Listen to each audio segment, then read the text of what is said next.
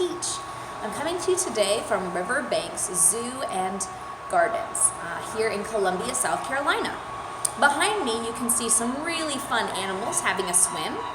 They are California sea lions and a harbor seal. There's one harbor seal and a lot of sea lions. So the big difference that you can tell here is that the sea lions are all darker in color and they're much larger than our harbor seal. The harbor seal is black and white spotted, and so when he swims by, you can really tell the difference. He's swimming by right now, there he goes. And so the other thing that's really fun when you're watching them is that they're all swimming kind of upside down, and then they turn over and then they flip around, because honestly sea lions and seals spend most of their time in the water.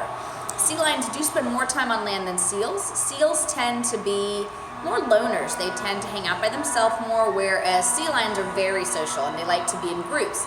Probably why they only have one seal here at the zoo and many sea lions.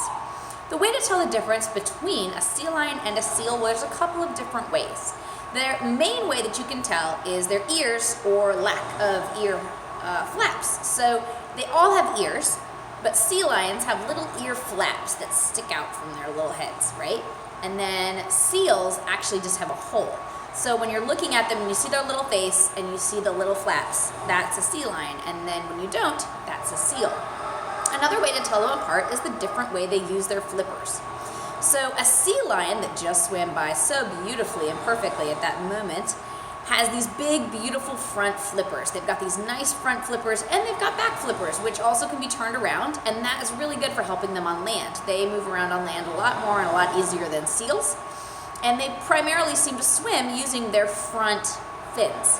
Now, the harbor seal, actually, he has flippers at the back. And so his little flippers at the back are actually how he propels himself. He has almost like Tyrannosaurus Rex type little flippers at the front, and he doesn't really use those for very much. He primarily uses those back two flippers at the back.